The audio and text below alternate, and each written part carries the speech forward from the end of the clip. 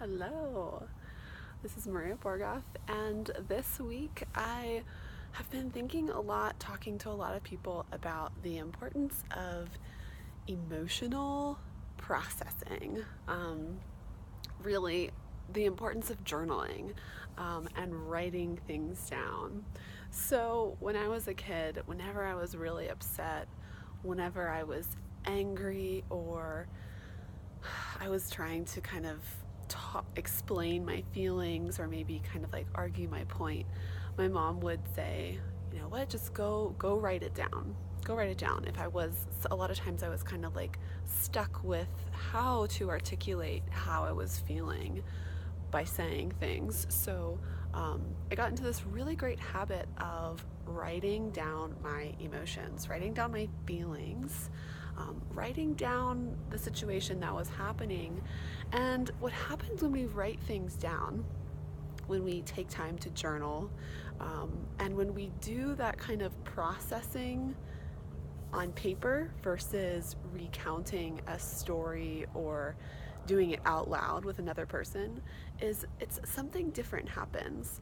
It's almost as if we are able to kind of write it down, to see it, right, in the form of words, ink on paper.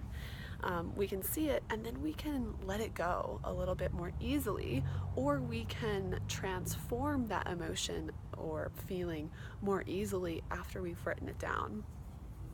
A lot of times when I get really upset over something, or maybe a situation happened that really got me angry, and the first thing I want to do is I want to tell someone about it. So maybe I tell my good friend, maybe I call my mom up and I tell her what happened, or maybe I tell my boyfriend, and I just kind of hash it out. I just retell the story over and over.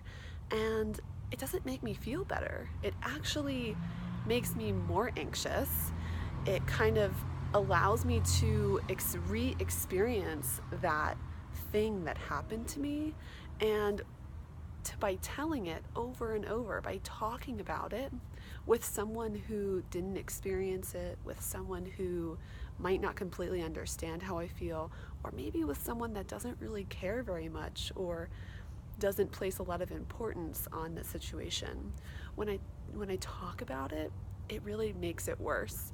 And sometimes it takes me longer to get over the situation when I talk about it over and over and over.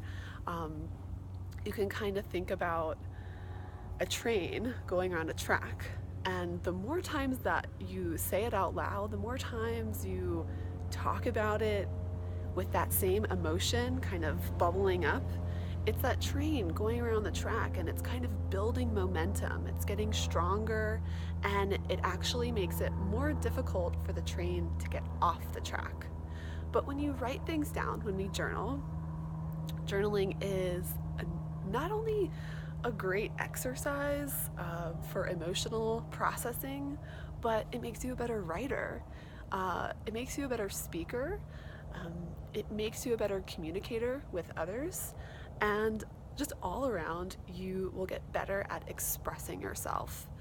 And so when we journal, again, imagine the train, it's almost as if the train slows down on the tracks, and then rather than just looping around that circle, experiencing that situation again and again and again, the train slows down, and then you're able to choose whether you want to keep recounting that story or whether you want to go off the tracks and choose another way, whether you want to choose to forgive someone, whether you choose to take a new perspective of the situation. So that is what writing, that's what journaling can allow us to do, to slow down and to intentionally choose how we want to be affected by our circumstances.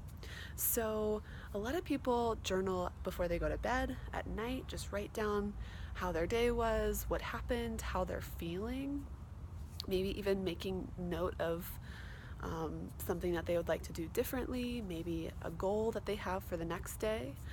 You can also journal in the morning. Maybe when you're drinking some tea or coffee or eating breakfast, you can just write down a few, it doesn't have to be much, just a few sentences I think the main things to touch on when you're journaling are what you're thinking about, the first thing that you're thinking about, what you're feeling, and then what you need.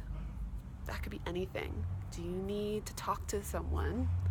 Do you need to exercise? Do you need to have fun that day or to try something new?